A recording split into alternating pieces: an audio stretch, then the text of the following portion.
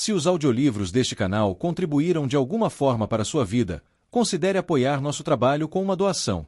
Sua contribuição é essencial para que possamos continuar produzindo e compartilhando conteúdo de qualidade. O link para a doação via Pix está disponível na descrição. Obrigado. Capítulo 15. Seu pescoço em uma corda. O Palácio Tarazin de Eboldar estava longe de ser o lugar mais difícil que Mate já havia invadido. Ele repetia isso para si mesmo repetidamente, enquanto se pendurava do lado de fora de uma sacada 3 andares acima dos jardins. Ele se agarrava a uma borda de mármore com uma das mãos, enquanto segurava o chapéu na cabeça com a outra, com a Xandarei presa às costas. Ele havia guardado sua trouxa nos jardins abaixo. O ar da noite era fresco contra o suor que escorria pelas laterais do seu rosto. Acima, 2 guardas da vigilância da morte tilintavam enquanto se moviam na sacada. Sangue e cinzas ensanguentadas. Será que aqueles sujeitos nunca tiravam a armadura? Pareciam besouros. Ele mal conseguia distingui-los. A sacada era cercada por uma tela de ferro para impedir que as pessoas olhassem para os ocupantes de baixo, mas Mate estava perto o suficiente para ver os guardas se movendo para dentro através dela. Luz, eles estavam passando muito tempo lá dentro. O braço de Mate começou a doer. Os 2 homens cochicharam entre si. Talvez fossem sentar e tomar um chá. Pegar um livro e começar a ler noite adentro.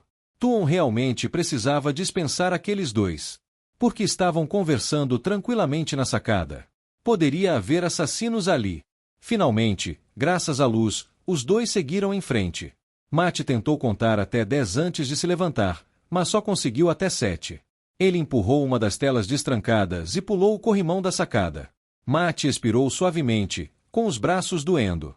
Este palácio, apesar daqueles 2 guardas, não era nem de longe tão inexpugnável quanto a pedra, e Mate havia entrado lá. Ele tinha outra vantagem, é claro, viverá neste palácio, livre para ir e vir. Na maior parte do tempo. Coçou o pescoço e o cachecol que usava ali. Por um instante, pareceu uma fita que lembrava uma corrente. O pai de Mate tinha um ditado: saiba sempre em que direção você vai cavalgar. Nunca houve um homem tão honesto quanto Abel Calton, e todos sabiam disso, mas em algumas pessoas, como agitar em ferre, não se podia confiar mais do que se podia cuspir. Ao negociar cavalos, Abel sempre dizia: era preciso estar pronto para cavalgar e sempre saber para onde ir.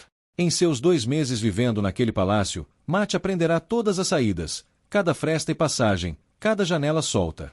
Quais telas de sacada eram fáceis de abrir, quais geralmente estavam bem trancadas. Se você pudesse sair furtivamente, você poderia entrar furtivamente. Ele descansou um momento na sacada, mas não entrou no quarto ao qual ela estava anexa. Estava no 3º andar, onde os hóspedes ficavam. Ele poderia ter conseguido entrar furtivamente dessa forma, mas as entranhas de um prédio eram sempre mais bem guardadas do que a pele. Melhor subir por fora. Para fazer isso, era preciso não olhar para baixo por muito tempo. Felizmente, a lateral do prédio não era difícil de escalar. Era de alvenaria e madeira, com muitos apoios para as mãos. Ele se lembrava de ter repreendido Tilin por isso uma vez. O suor escorria pela testa de Mate como formigas descendo uma colina enquanto ele rastejava para fora da tela, se impulsionava para cima e se dirigia ao 4º andar. O Axandarei ocasionalmente batia as pernas atrás dele. Ele sentia o cheiro do mar na brisa. As coisas sempre cheiravam melhor quando se estava no alto. Talvez fosse porque cabeças cheiravam melhor do que pés. Que pensamento idiota, disse Mate a si mesmo. Qualquer coisa para não pensar na altura. Ele se ergueu em um pedaço de pedra, escorregando com o pé para baixo e cambaleando. Inspirou e expirou, ofegante, e continuou. Ali, acima, ele podia ver a sacada de Tilin. Seus aposentos tinham vários, é claro. Ele escolheu o do quarto dela, não anexo à sala de estar. Aquele ficava na Praça Molhara e subindo até lá, ele seria tão óbvio quanto uma mosca em um pudim branco. Ele olhou novamente para a sacada de ferro coberta de arabescos. Sempre se perguntara se conseguiria subir até lá. Certamente já havia considerado sair por ela. Bem, ele não seria tolo e tentaria esse tipo de coisa novamente, isso era certo. Só desta vez, e a contragosto. Matrin Calton sabia que devia cuidar da própria pele. Ele não sobrevivera tanto tempo correndo riscos tolos, com ou sem sorte. Se Tuon queria viver em uma cidade onde o chefe de seus exércitos tentava assassiná-la, a escolha era dela. Ele assentiu para si mesmo. Subiria, explicaria a ela em tom bem racional que ela precisava deixar a cidade e que o general Galgan a estava traindo. Então, poderia seguir seu caminho e encontrar algumas partidas de dados. Afinal, era por isso que viera à cidade. Se Rand estava no norte, onde estavam todos os Trollocs, então Mate queria ficar o mais longe possível do homem. Sentia pena de Rand, mas qualquer pessoa sã perceberia que a escolha de Mate era única. O turbilhão de cores começou a se formar, mas Mate o conteve. Racional. Ele seria muito racional. Suando, xingando e com as mãos doendo, Mate subiu até a sacada do quarto andar. Uma das travas da tela estava solta ali, como quando ele morava no palácio. Um movimento rápido com um pequeno gancho de arame foi tudo o que ele precisou para entrar. Ele entrou na sacada fechada, tirou o achandarei e deitou-se de costas, ofegante como se tivesse acabado de correr de Andor a Tir. Depois de alguns minutos assim, ele se levantou e olhou pela tela destrancada, 4 andares abaixo. Mate se sentiu muito bem com aquela subida. Ele pegou a achandarei e foi até as portas da sacada. Tuon sem dúvida teria se mudado para lá, para os aposentos de Tilin. Eram os melhores do palácio. Mate abriu uma fresta das portas. Ele só daria uma espiada e... Algo disparou das sombras diante dele e bateu na porta logo acima de sua cabeça. Mate caiu, rolando, puxando uma faca com uma das mãos e segurando a achandarei com a outra. A porta rangeu ao se abrir com a força da seta da besta alojada na madeira. Seleucia olhou para fora um momento depois. Ela tinha o lado direito da cabeça raspado, o outro lado coberto com um pano. Sua pele era da cor de creme, mas qualquer homem que a achasse macia logo aprenderia o contrário. Seleucia poderia ensinar uma coisa ou duas a uma lixa sobre ser forte. Ela apontou uma pequena besta para ele, e Mate se viu sorrindo. "Eu sabia!" exclamou. "Você é um guarda-costas." "Sempre foi." Seleucia franziu a testa. "O que você está fazendo aqui, seu idiota?" "Ah, só vou dar uma volta", disse Mate, levantando-se e embainhando a faca. "Dizem que o ar da noite faz bem para o sujeito. A brisa do mar. Esse tipo de coisa." "Você subiu até aqui?" perguntou Seleucia, olhando para o lado da sacada, como se procurasse uma corda ou escada. "O quê? Você não sobe normalmente. É muito bom para os braços. Melhora a aderência." Ela lançou-lhe um olhar sofrido, e Mate se viu sorrindo. Se Seleucia estava à espreita de assassinos, então Tuon provavelmente estava bem. Ele acenou com a cabeça em direção à besta, que ainda estava apontada para ele. "Você vai." Ela fez uma pausa, suspirou e abaixou-a. "Muito obrigado", disse Mate. "Você poderia arrancar o olho de um homem com essa coisa, e normalmente eu não me importaria, mas estou com falta de olhos ultimamente." "O que você fez?" perguntou Seleucia secamente. "Jogou dados com um urso." "Seleucia", disse Mate, passando por ela para entrar nos aposentos.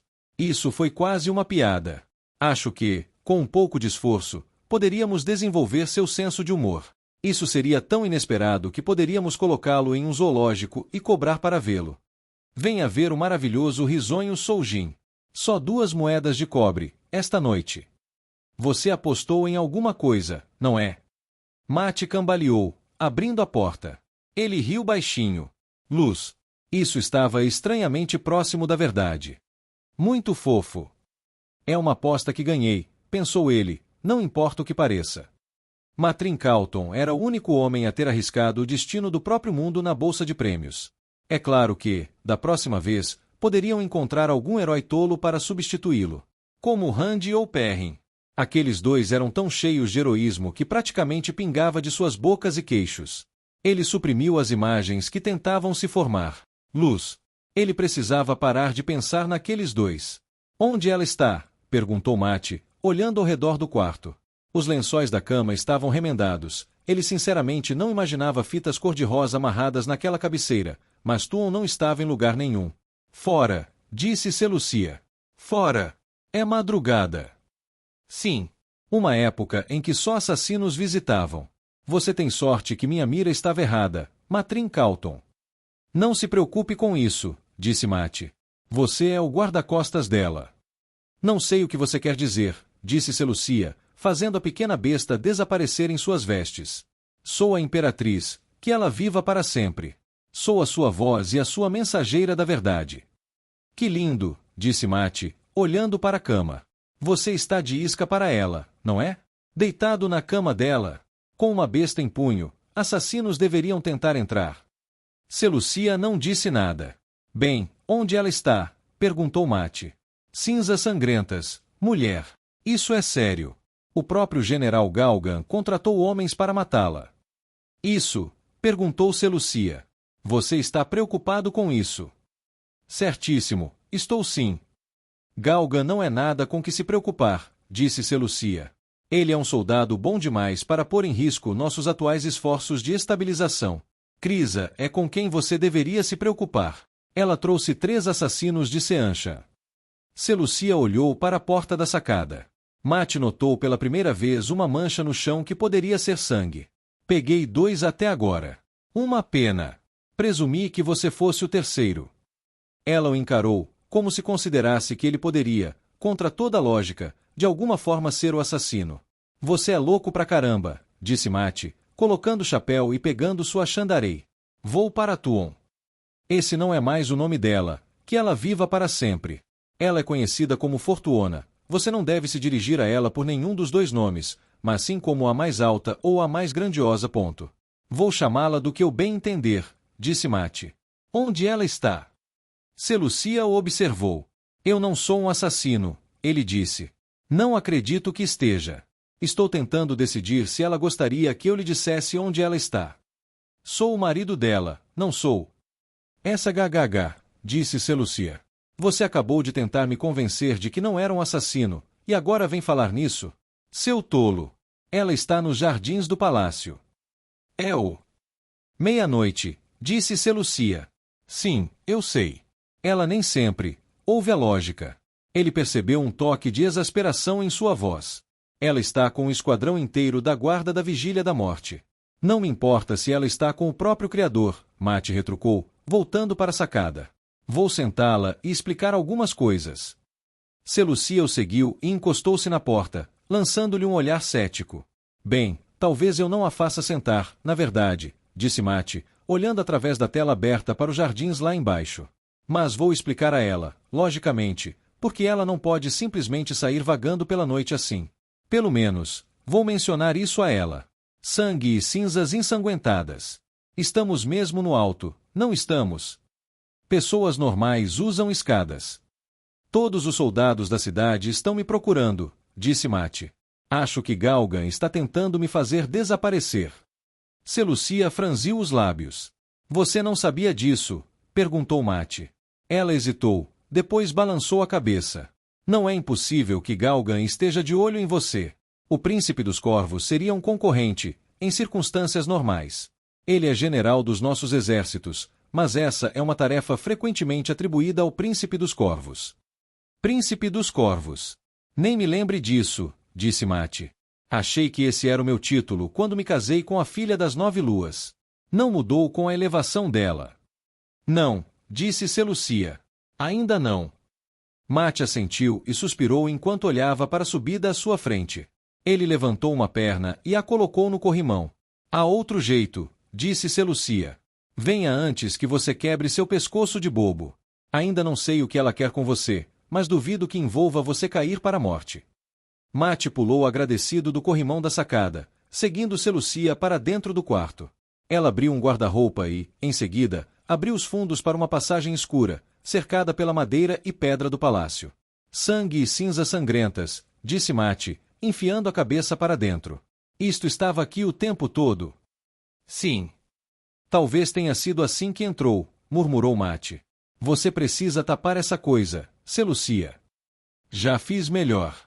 Quando a imperatriz dorme, que ela viva para sempre, ela dorme no sótão. Ela nunca dorme neste quarto. Não nos esquecemos da facilidade com que Tilin foi levado.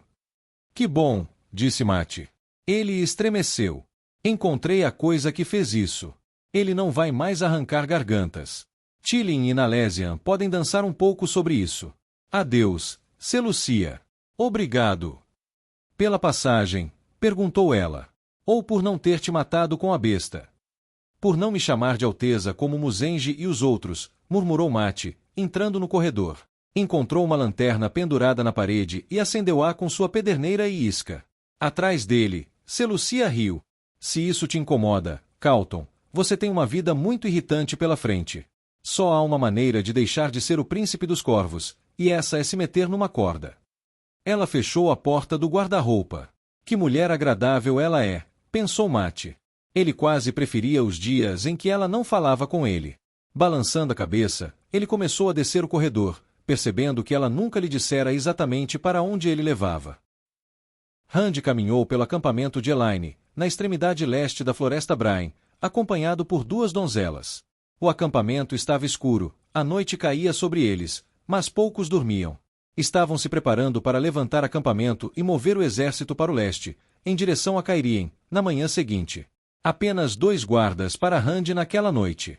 Ele se sentia quase exposto com 2 guardas, embora já tivesse considerado qualquer número de guardas excessivo. O inevitável giro da roda mudará sua percepção com a mesma certeza que mudava as estações. Ele percorreu uma trilha iluminada por lanternas que obviamente fora uma trilha de caça. O acampamento não existia há tempo suficiente para que houvesse trilhas. Ruídos suaves quebravam a calma da noite, suprimentos sendo carregados em carroças, lâminas de espada sendo afiadas em pedras de amolar, refeições sendo distribuídas aos soldados famintos. Os homens não se chamavam. Não só era noite, como as forças da sombra estavam próximas na floresta, e os Trollocs tinham bons ouvidos. Era melhor ter o hábito de falar baixo, sem gritar de um lado para o outro do acampamento. As lanternas tinham escudos para fornecer apenas uma luz suave, e as fogueiras para cozinhar eram reduzidas ao mínimo. Rand deixou a trilha, carregando sua longa trouxa, passando pela grama alta e farfalhante da clareira a caminho da tenda de Tan. Seria uma viagem rápida. Ele acenou para os soldados que o saudaram quando ele passou pela trilha. Eles ficaram chocados ao vê-lo, mas não surpresos por ele caminhar pelo acampamento. Elaine havia avisado seus exércitos sobre sua visita anterior. Eu lidero estes exércitos, ela disse quando se separaram da última vez, mas você é o coração deles. Você os reuniu, Rand. Eles lutam por você. Por favor, deixe-os vê-lo quando você chegar. E assim o fez. Desejava poder protegê-los melhor, mas simplesmente teria que carregar aquele fardo. O segredo, descobriu-se, não fora endurecer-se a ponto de se quebrar. Não fora ficar entorpecido. Fora caminhar com dor, como a dor das feridas ao seu lado, e aceitar essa dor como parte dele. 2 homens do campo de Emond guardavam a tenda de Tan.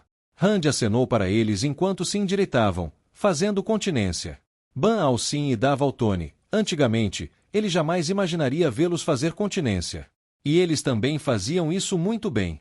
Vocês têm uma tarefa solene, homens, disse Rand a eles. Tão importante quanto qualquer outra neste campo de batalha. Defendendo Andor, meu senhor? Perguntou Dav, confuso. Não, disse Rand. Cuidando do meu pai. Tome cuidado para fazer isso bem. Ele entrou na tenda, deixando as donzelas do lado de fora. Tan estava em pé diante de uma mesa de viagem, examinando mapas. Rand sorriu. Era o mesmo olhar que Tan usará ao inspecionar uma ovelha presa no mato. Você parece pensar que vou precisar de vigilância, disse Tan. Responder aquele comentário, Rand decidiu, seria como ir até o ninho de um arqueiro e desafiar qualquer um lá dentro a atacá-lo. Em vez disso, colocou seu embrulho sobre a mesa. Tan olhou para o longo embrulho envolto em pano e puxou-o. O pano se soltou, revelando uma espada majestosa com uma bainha laqueada de preto pintada com dragões entrelaçados em vermelho e dourado. Tan ergueu o olhar com uma expressão interrogativa. Você me deu sua espada, disse Rand. E eu não consegui devolvê-la. Esta é uma substituta. Tan tirou a espada da bainha e arregalou os olhos. Este é um presente precioso demais, filho. Nada é bom demais para você, sussurrou Rand. Nada. Tan balançou a cabeça, guardando a lâmina de volta na bainha. Vai acabar num baú, esquecida como a última. Eu nunca deveria ter trazido essa coisa para casa. Você dedicou muito cuidado a essa lâmina. Ele se moveu para devolver a espada. Rand colocou a mão sobre a de Tan. Por favor. Um mestre da espada merece uma arma à altura. Pegue-a. Isso vai aliviar minha consciência. A luz sabe que qualquer fardo que eu puder aliviar agora ajudará nos dias que virão. Tan fez uma careta. Isso é um truque sujo, Rand. Eu sei. Ultimamente, tenho passado meu tempo com todo tipo de gente desagradável. Reis, escrivães, lordes e damas. Tan relutantemente pegou a espada de volta. Pense nisso como um agradecimento, disse Rand, do mundo inteiro para você. Se você não tivesse me ensinado sobre a chama e o vazio todos aqueles anos atrás, Luz, eu não estaria aqui agora. Eu estaria morto, tenho certeza disso. Rand olhou para a espada. Pensar. Se você não quisesse que eu fosse um bom arqueiro, eu nunca teria aprendido aquilo que me manteve sã durante os tempos difíceis. Tan fungou. A chama e o vazio não têm nada a ver com arco e flecha. Sim, eu sei. São técnicas de espadachim. Elas também não são sobre espadas, disse Tan, prendendo a espada no cinto. Mas a chama e o vazio têm a ver com o centro, disse Tan. E com a paz. Eu ensinaria isso a cada pessoa nesta terra, soldado ou não, se pudesse. Sua expressão se suavizou. Mas, Luz, o que estou fazendo? Dando sermão em você? Diga-me, onde você conseguiu esta arma? Eu encontrei. É a melhor lâmina que já vi. Tan puxou-a novamente, olhando para as dobras do metal. É antiga. E usada. Muito usada. Cuidada, certamente, mas não ficou parada na estante de troféus de algum senhor da guerra. Homens já brandiram esta lâmina. Mataram com ela. Pertencia a uma alma gêmea. Tan olhou para ele, examinando seus olhos. Bem, acho que devo tentar, então. Vamos lá. Na noite. Ainda é começo de noite, disse Tan. É uma boa hora. O campo de treino não estará congestionado. Rand ergueu uma sobrancelha, mas deu um passo para o lado quando Tan contornou a mesa e saiu da tenda. Rand o seguiu, as donzelas o seguindo, e seguiu o pai até o campo de treino próximo, onde alguns guardiões treinavam, iluminados por lanternas brilhantes em postes. Perto da prateleira de armas de madeira para praticar, Tan pegou a nova espada e assumiu algumas formas. Embora o cabelo estivesse grisalho e o rosto enrugado ao redor dos olhos, Tan Altor se movia como uma fita de seda ao vento. Rand nunca vira o pai lutar, nem mesmo treinar. Na verdade, uma parte dele tinha dificuldade em imaginar o gentil Tan Altor matando qualquer coisa que não fosse uma perdiz para a fogueira. Agora ele via. Iluminado pela luz bruxuleante da lanterna, Tan Altor deslizou para as formas de espada como um confortável par de botas. Estranhamente, Rand sentiu ciúmes. Não do pai especificamente, mas de qualquer um que pudesse conhecer a paz da prática da espada. Rand ergueu a mão e, em seguida, o cotoco da outra. Muitas das formas exigiam as duas mãos. Lutar como Tan não era o mesmo que lutar com espada curta e escudo, como muitos homens da infantaria faziam. Aquilo era outra coisa. Rand ainda podia ser capaz de lutar, mas jamais conseguiria fazer aquilo. Assim como um homem sem um pé não conseguia dançar. Tan completou a lebre em contra sua toca, deslizando a arma para dentro da bainha em um movimento suave. A luz laranja da lanterna refletiu na lâmina enquanto ela deslizava para dentro da capa. Linda, disse Tan. A leveza, o peso, a construção. É forjada com poder. Não sei, disse Rand. Ele nunca teve a chance de lutar com isso. Tan pegou um copo d'água de um criado. Alguns recrutas mais novos corriam pelas formações de piques à distância, trabalhando até tarde da noite. Cada momento de treinamento era precioso, principalmente para aqueles que não estavam frequentemente na linha de frente. Novos recrutas, pensou Rand, observando-os. Estes também são o meu fardo. Todos os homens que lutam. Ele encontraria uma maneira de derrotar o tenebroso. Se não o fizesse, aqueles homens lutariam em vão. Você está preocupado, filho, disse Tan, devolvendo a xícara ao garçom. Rand se acalmou, encontrando paz, voltando-se para Tan. Lembrou-se, de suas antigas memórias, de algo de um livro. A chave para a liderança está nas ondas ondulantes. Não se poderia encontrar tranquilidade em um corpo d'água se houvesse turbulência por baixo. Da mesma forma, não se poderia encontrar paz e foco em um grupo a menos que o próprio líder tivesse paz interior. Tan o encarou, mas não questionou Rand sobre a repentina máscara de controle que ele havia adotado. Em vez disso, Tan estendeu a mão para o lado e pegou uma das espadas de madeira equilibradas do suporte. Jogou-a para Rand, que a pegou, de pé, com o outro braço cruzado atrás das costas. Pai, Rand disse em tom de advertência enquanto o pai pegava outra espada de treino. Isso não é uma boa ideia. Ouvi dizer que você se tornou um ótimo espadachim, disse Tan, dando alguns golpes com a espada de treino para testar seu equilíbrio. Gostaria de ver o que você consegue fazer. Pode chamar isso de orgulho de pai. Rand suspirou, erguendo o outro braço, exibindo o coto. Os olhos das pessoas tendiam a desviar-se dele, como se estivessem vendo um homem cinzento. Elas não gostavam da ideia de que seu dragão renascido fosse defeituoso. Ele nunca deixou que percebessem o quão cansado se sentia por dentro. Seu corpo estava desgastado, como uma pedra de moinho que havia trabalhado por gerações. Ele ainda era forte o suficiente para fazer seu trabalho, e faria, mas, ele se sentia cansado às vezes. Carregar as esperanças de milhões era mais pesado do que levantar qualquer montanha. Tan não deu a mínima importância ao toco.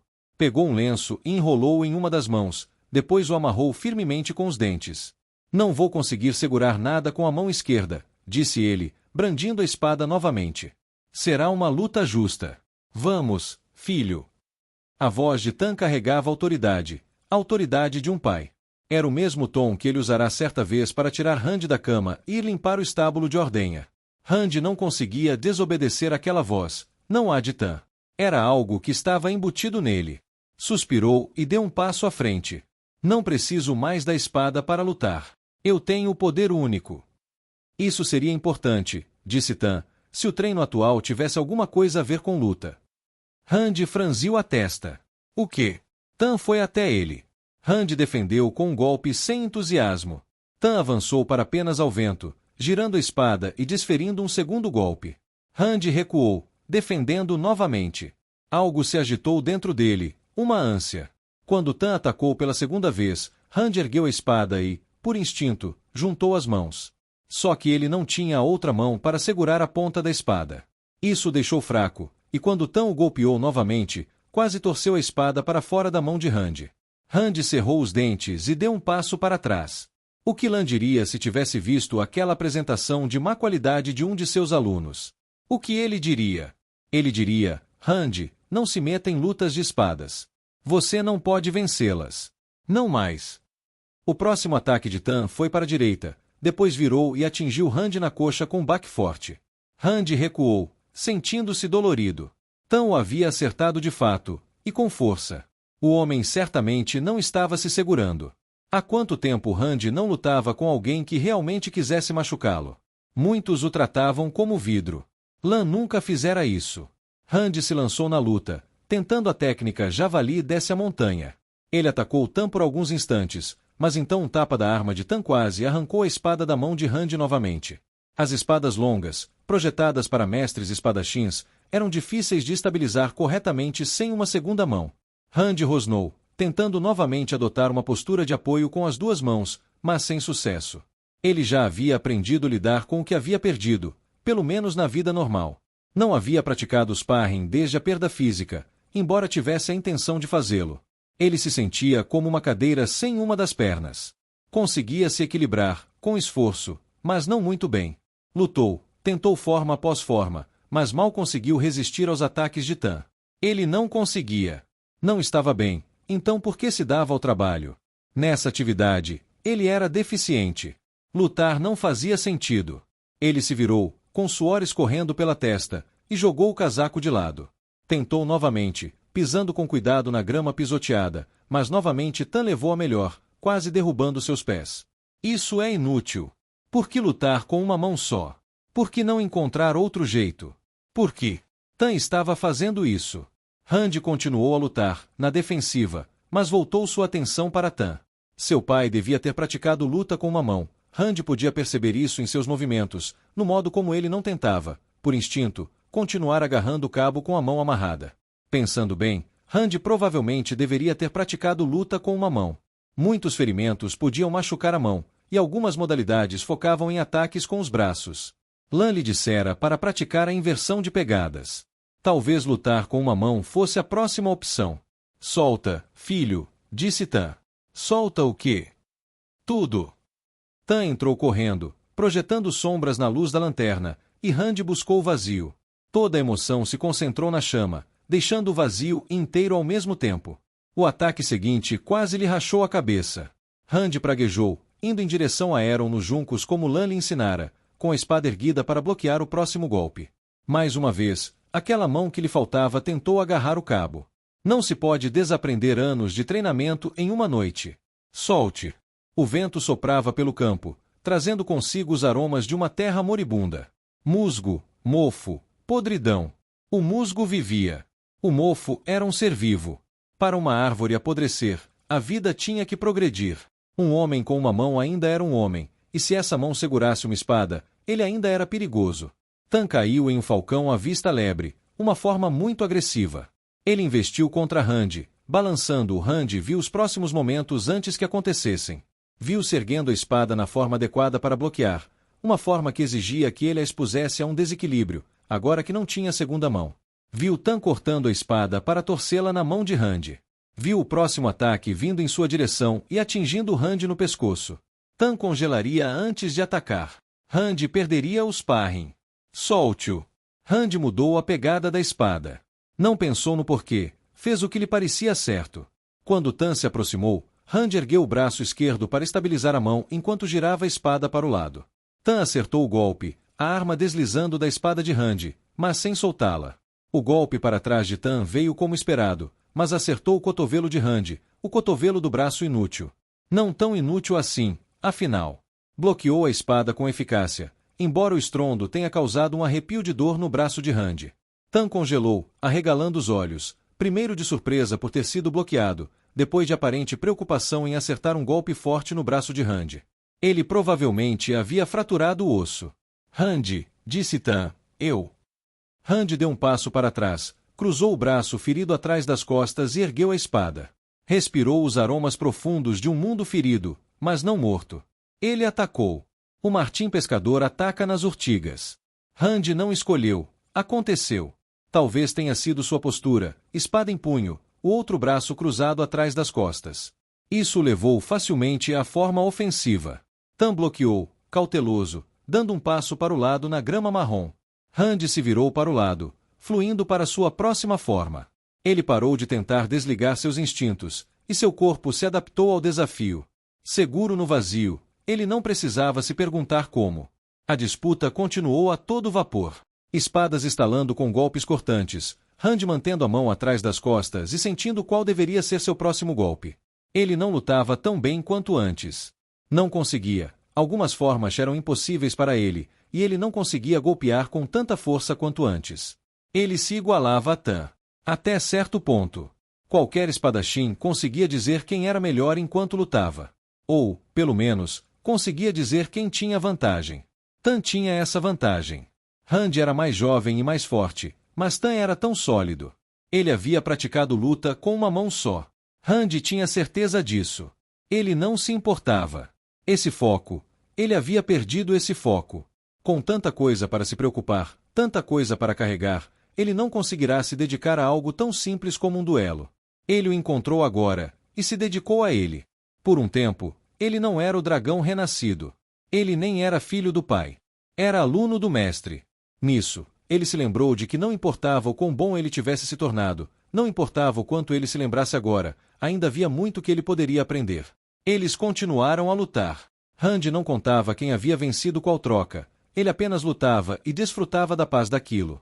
Por fim, ele se viu exausto no bom sentido, não no desgaste que começara a sentir ultimamente. Era o cansaço de um bom trabalho realizado. Suando, Rand ergueu sua espada de treino para Tan, indicando que havia terminado. Tan recuou, erguendo sua própria espada. O homem mais velho exibia um sorriso. Ali perto das lanternas, um punhado de guardiões começou a bater palmas. Não era uma plateia grande, apenas 6 homens, mas Rand não os notou. As donzelas ergueram suas lanças em saudação. Tem sido um peso e tanto, não é? Perguntou Tan. Que peso? Respondeu Rand. Essa mão perdida que você estava carregando. Rand olhou para o seu toco. Sim. Acredito que já foi por aí. A passagem secreta de Tilin levava aos jardins, abrindo-se em um buraco muito estreito não muito longe de onde Mate começara sua escalada. Ele rastejou para fora, limpando a poeira dos ombros e joelhos, depois esticou o pescoço para trás e olhou para a sacada lá no alto. Ele havia subido ao topo do prédio e, em seguida, rastejado para fora através de suas entranhas. Talvez houvesse uma lição nisso em algum lugar. Talvez fosse que Matrin Calton devesse procurar passagens secretas antes de decidir escalar um maldito prédio de 4 andares. Ele entrou suavemente nos jardins. As plantas não estavam indo bem. Aquelas samambaias deveriam ter muito mais folhas, e as árvores estavam tão nuas quanto uma donzela na tenda de suor. Não era de se espantar. A terra inteira murchava mais rápido do que um garoto em Beltine sem parceiros de dança. Matt tinha quase certeza de que a culpa era de Randy. Randy ou do Tenebroso. Matt conseguia atribuir todos os problemas da sua vida a um ou outro. Aquelas cores flamejantes. O musgo ainda estava vivo. Matt nunca tinha ouvido falar de musgo sendo usado em jardins, mas podia jurar que ali ele havia sido feito para crescer em rochas em padrões. Talvez, quando tudo morreu, os jardineiros tenham usado o que conseguiram encontrar. Ele precisou de alguma busca, vasculhando arbustos secos e canteiros de flores mortas, para encontrar Tuon. Ele esperava encontrá-la sentada em paz, pensativa, mas deveria ter imaginado. Matt agachou-se ao lado de uma samambaia, invisível para a dúzia de guardas da Vigília da Morte que formavam um círculo ao redor de Tuon enquanto ela executava uma série de posturas de combate. Ela estava iluminada por um par de lanternas que emitiam um brilho azul estranho e constante. Algo queimava dentro delas, mas não era uma chama comum. A luz brilhava em sua pele macia e suave, que tinha o tom da terra boa. Ela usava uma soma clara, um vestido com fendas laterais, revelando leggings azuis por baixo. Tuon era magro. Ele já havia cometido o erro de presumir que isso significava que ela era frágil. Mas não era bem assim. Ela havia raspado a cabeça direito novamente, agora que não estava mais se escondendo. A calvície lhe caía bem, por mais estranho que fosse. Ela se movia sob o brilho azul, executando uma sequência de formas de combate corpo a corpo, com os olhos fechados. Parecia estar lutando com a própria sombra. Matt preferia uma boa faca, ou, melhor ainda, sua Shandarei, a lutar com as mãos. Quanto mais distância tivesse entre si e um sujeito tentando matá-lo, melhor. Tuon parecia não precisar de nenhuma das duas coisas. Observando-a, percebeu a sorte que tivera na noite em que a capturara. Desarmada, ela era mortal. Ela diminuiu o ritmo, acenando suavemente com as mãos à frente, e depois a jogou rapidamente para o lado. Inspirou e levou os braços para o outro lado, contorcendo o corpo inteiro. Ele a amava. A pergunta deixou Matt desconfortável. Ela vinha martelando sua mente há semanas, como um rato tentando devorar os grãos. Não era o tipo de pergunta que Matrin Calton deveria fazer. Matrin Calton se preocupava apenas com a garota em seu colo e com o próximo lançamento de dados. Perguntas sobre assuntos como o amor eram melhor deixadas para Ogier, que tinha tempo para sentar e observar as árvores crescerem. Ele se casara com ela. Foi um acidente, não foi? As malditas raposas lhe disseram que ele se casaria. Ela o casara de volta. Ele ainda não sabia por quê. Algo a ver com aqueles presságios de que ela falava. O namoro deles fora mais um jogo do que um romance. Matt gostava de jogos e sempre jogava para ganhar. A mão de Tuon fora o prêmio. Agora que a tinha, o que faria com ela? Ela continuou suas formas, movendo-se como um junco ao vento. Uma inclinação para um lado, depois uma onda de movimento para o outro. Os Aiel chamavam a luta de dança. O que pensariam disso? Tuon se movia com a mesma graciosidade de qualquer Aiel. Se a batalha fosse uma dança, a maior parte dela era dançada ao som de um bar barulhento. Esta era dançada ao som da melodia vibrante de um mestre cantor. Algo se moveu por cima do ombro de Tuon. Matt ficou tenso, perscrutando a escuridão. Ah, era apenas um jardineiro. Um sujeito de aparência comum, com boné na cabeça e bochechas sardentas. Quase imperceptível. Matt o tirou do sério e se inclinou para frente para observar Tuon melhor. Ele sorriu diante da beleza dela. Por que um jardineiro estaria fora essa hora? Pensou ele. Deve ser um sujeito estranho. Matt olhou para o homem novamente, mas teve dificuldade em identificá-lo. O jardineiro se colocou entre dois membros da guarda da Vigília da Morte. Eles não pareceram se importar. Matt também não deveria.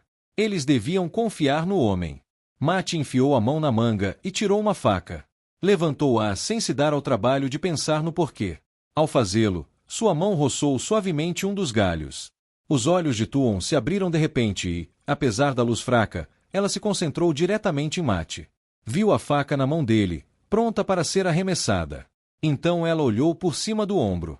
Matt arremessou, a faca refletindo uma luz azul enquanto girava. Passou a menos de um dedo do queixo de Tuon, atingindo o jardineiro no ombro enquanto ele erguia a faca. O homem ofegou, cambaleando para trás. Matt teria preferido acertá-lo na garganta, mas não queria correr o risco de atingir Tuon. Em vez de fazer a coisa certa e se afastar, Tuon saltou sobre o homem, com as mãos disparando em direção à sua garganta. Isso fez Matt sorrir. Infelizmente, o homem teve tempo suficiente, e ela estava desequilibrada o suficiente, para conseguir recuar e passar entre os perplexos guardas da vigilância da morte. A segunda adaga de Matt atingiu o chão atrás do calcanhar do assassino enquanto ele desaparecia na noite. Um segundo depois, 3 homens, cada um pesando aproximadamente o mesmo que um pequeno prédio, caíram sobre Matt, jogando seu rosto contra o chão seco. Um pisou em seu pulso e outro arrancou sua chandarei. Parem! Latiu Tuon. Soltem-no. Vão atrás do outro, seus tolos. O outro, Majestade, perguntou um dos guardas. Não havia outro. Então a quem pertence esse sangue? Perguntou Tuon, apontando para a mancha escura no chão que o assassino havia deixado. O príncipe dos corvos viu o que você não viu. Vasculhe a área. Os guardas da vigília da morte desceram lentamente de Matt. Ele soltou um gemido. O que eles deram para esses homens comerem? Tijolos. Ele não gostava de ser chamado de Alteza, mas um pouco de respeito teria sido bom ali. Se isso o impedisse de ser sentado em cima dele, claro. Ele se levantou e estendeu a mão para um envergonhado guarda da vigília da morte. O rosto do sujeito tinha mais cicatrizes do que pele. Ele entregou a chandareia a Matt e saiu para ajudar a vasculhar o jardim. Tuon cruzou os braços, obviamente inabalável. Você escolheu adiar seu retorno para mim, Matrim. Atrase meu. Eu vim para te avisar, não para voltar para você. Sou dono de mim mesmo. Você pode fingir o que quiser, disse Tuon, olhando por cima do ombro enquanto os guardas da vigília da morte batiam nos arbustos. Mas não pode ficar longe. Você é importante para o Império, e eu preciso de você. Parece delicioso, resmungou Matt. O que foi? Perguntou Tuon suavemente. Eu não vi o homem até você chamar a atenção. Esses guardas são os melhores do Império. Eu vi Daru lá pegar uma flecha em voo com a mão nua, e Barrin uma vez impediu um homem de respirar em mim porque suspeitava de um assassino cuja boca estava cheia de venenos. Ele estava certo. Chama-se Homem Cinzento, disse Matt, tremendo. Há algo estranhamente comum neles, são difíceis de notar, difíceis de fixar. Homem Cinzento, disse Tuon distraidamente. Mais mitos ganham vida. Como os seus Trollocs. Trollocs existem, Tuon. Droga! É claro que Trollocs existem, disse ela. Por que eu não acreditaria que existem? Ela o encarou desafiadoramente, como se o desafiasse a mencionar as vezes em que ela o chamara de mitos. Este homem cinzento também parece existir. Não há outra explicação para meus guardas o terem deixado passar. Eu confio bastante nos guardas da vigília da morte, disse Matt, esfregando o ombro onde um deles havia apoiado o joelho. Mas eu não sei, Tuon. O general Galgan está tentando te matar. Ele pode estar trabalhando para o inimigo. Ele não está falando sério sobre me matar, disse Tuon, indiferente. Você está louco? Perguntou Matt. Você é um idiota? Ela perguntou. Ele contratou assassinos apenas desta terra, não verdadeiros assassinos. Aquele homem cinzento é desta terra, Matt apontou. Isso a acalmou. Com quem você jogou esse olho? Luz. Será que todo mundo ia perguntar a ele daquele jeito? Eu passei por uma fase difícil, disse ele. Eu sobrevivi, e é isso que importa. E você a salvou? Aquela que você foi resgatar. Como você sabia disso? Ela não respondeu. Decidi não sentir ciúmes. Você tem sorte. O olho faltando combina com você. Antes, você era bonita demais. Bonita demais. Leve. O que isso significava? Que bom ver você, aliás, disse Matt. Ele esperou alguns instantes. Normalmente, quando um sujeito diz algo assim, é costume dizer que você também está feliz em vê-lo. Eu sou a imperatriz agora, disse Tuon. Não sirvo a outros e não acho bom que alguém tenha retornado. Seu retorno é esperado, pois me servem. Você sabe como fazer alguém se sentir amado. Bem, eu sei o que você sente por mim. E como é isso? Você olhou por cima do ombro. Ela balançou a cabeça. Eu tinha esquecido que você é extremamente boa em dizer coisas sem sentido, Matrim.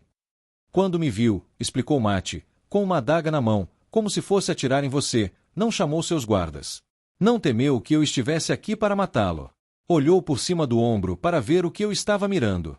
Esse é o gesto mais amoroso que acho que um homem pode receber de uma mulher. A menos que queira sentar no meu colo por um tempinho. Ela não respondeu. Leve, mas parecia fria. Será que tudo seria diferente agora que ela era imperatriz? Ele não poderia tê-la perdido já, poderia? Furik Kared, o capitão da guarda da Vigília da Morte, logo chegou, como Zenji caminhando atrás. Kared parecia ter acabado de encontrar sua casa em chamas. Os outros guardas da Vigília da Morte o saudaram e pareceram definhar diante dele. Imperatriz, meus olhos estão baixos, disse Kared, abaixando-se diante dela. Eu me juntarei àqueles que falharam em derramar nossas vidas diante de você assim que um novo esquadrão chegar para cuidar de sua proteção. Suas vidas são minhas, disse Tuon, e vocês não as acabarão a menos que eu lhes dê permissão. Esta assassina não nasceu naturalmente, mas sim uma criação da sombra. Seus olhos não estão baixos. O príncipe dos corvos lhes ensinará como identificar esse tipo de criatura, para que não se surpreendam tanto novamente.